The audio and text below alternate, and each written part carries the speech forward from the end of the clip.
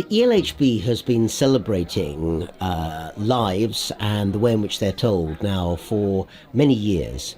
But one of the things that we've noticed is that we tend to read things by definition that are pretty long and detailed explanation of lives.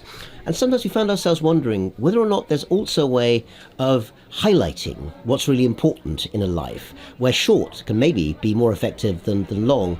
That might have been inspired also by the fact that we're living one way or another through an era of strong and big personalities in the present day. And I suppose that makes some of us think whether or not actually those are characters who one day may also be the subject of future ELHB biographies as well. So getting a start on something a bit shorter struck us as a good idea. And with the Brief Lives Prize, there's a lot that I think makes it attractive to us. There's a word limit of 3,000 words, so actually, on the one hand, it should be something that people can achieve in a fairly short time, but at the same time also sometimes it's harder to do something shorter than it is to do something longer. So it'll test people's writing skills in the best possible way. And we hope also that the fact that there's a nice prize involved, £2,000, and a ceremony at perhaps one of the places that also tells lives in one of the most effective ways possible here in the UK, the National Portrait Gallery, will also be where the award is made. So we hope all of that inspires a new generation of biographers who may feel a bit daunted at the prospect of having to write a book of 400 pages, but think that perhaps getting a few thousand words down might be a good start on learning how to tell the life of someone important, interesting, stimulating, shocking maybe, who's important in history. The first thing I'd say to an applicant for the Brief Lives Award is choose someone who you really find fascinating and engaging. It could be someone quirky, it could be someone shocking, it could be someone you admire, but it doesn't have to be. But make sure it's someone that you really feel that you want to put a bit of research, a bit of time into.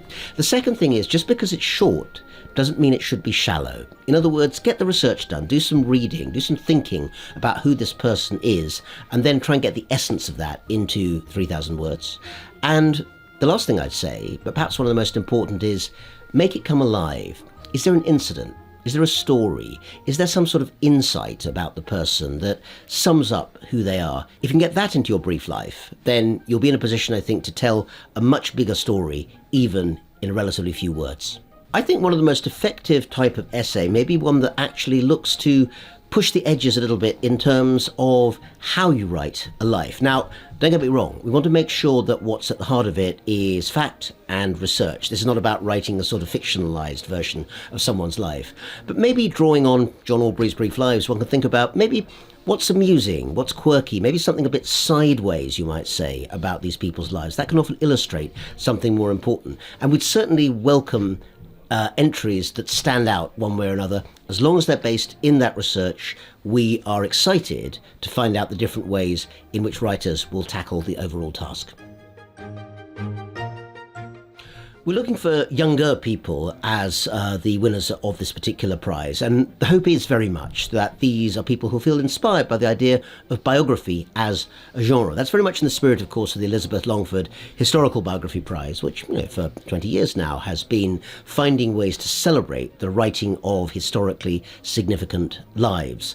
But it is often the case that you want to start somewhere relatively short and then move out to the longer genre. So we hope that people trying this out for the first time might think, that was pretty fun. That was exciting. I want to find out more about this person or another person, and then maybe they'll be the next set of entrants for that big ELHB prize in future years.